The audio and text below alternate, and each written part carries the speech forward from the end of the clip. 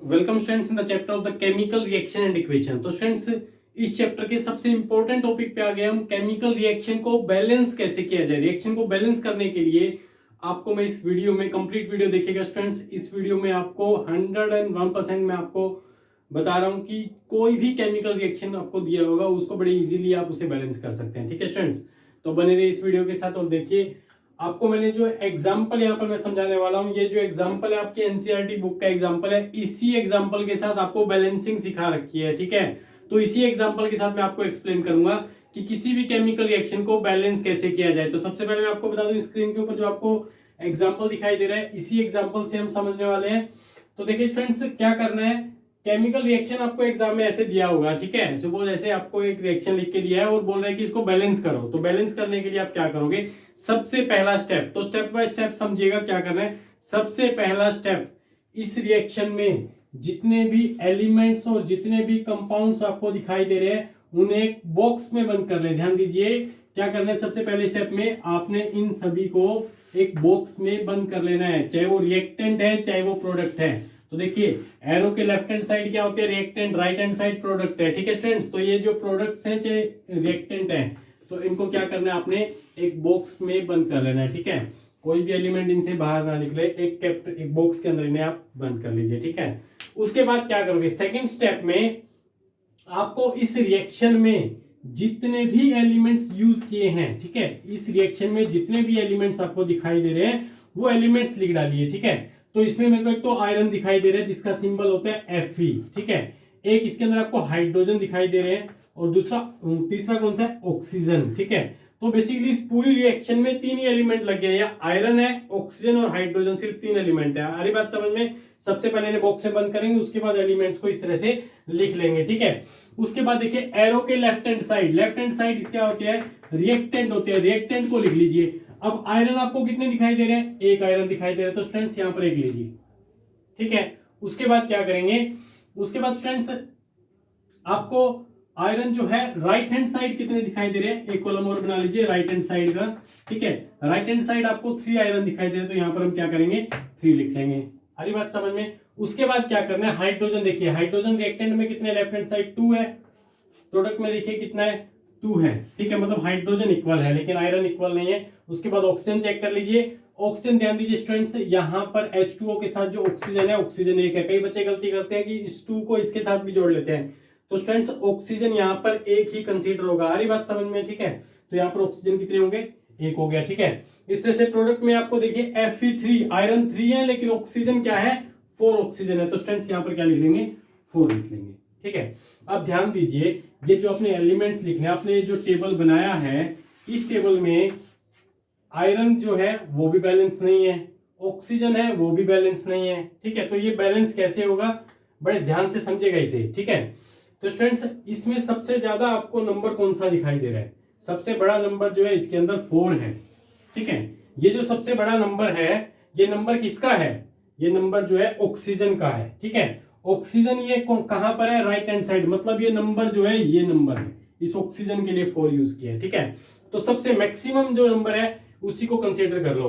तो प्रोडक्ट में 4 है, प्रोडक्ट में 4 है लेकिन रिएक्टेंट में 1 है, तो क्या करोगे स्टूडेंट्स, इन दोनों को क्या करना है, बैलेंस करना है। तो बैलेंस करने के लिए हमें hit and trial method use करना है। कौन सा method, hit and trial method. तो hit and trial method use करेंगे, तो यहां पर जो 4 है इसको एज इट इज रहने दीजिए, लेकिन इस ऑक्सीजन को बैलेंस करना है, तो इस ऑक्सीजन को बैलेंस करने के लिए आपको यहां पर 4 लिखना होगा। अब बात यह है कि भाई यहां पर 4 लिखे, यहां पर तो 4 लिख ही नहीं सकते, हमने इसको क्या किया था, बॉक्स में बंद करवा दिया। तो बॉक्स के अंदर तो कुछ आपको कुछ भी चेंजेस नहीं करने, इस बॉक्स के बाहर चेंजेस कीजिए। तो चेंजेस क्या करेंगे, 4 जो है हम यहां पर इस बॉक्स के बाहर लिख देंगे।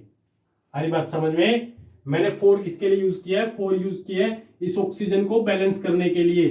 ठीक है, समझ में आ रहा है। ठीक है, तो अब देखिए स्टूडेंट्स, पहले हाइड्रोजन तो दोनों साइड क्या थे, left side right side equal थे, लेकिन यहां पर जैसे ही 4 लगाया हमने ऑक्सीजन को बैलेंस करने के लिए, यहां पर जैसे हमने 4 लगाया तो यहां पर जो है हाइड्रोजन अनबैलेंस्ड हो गए।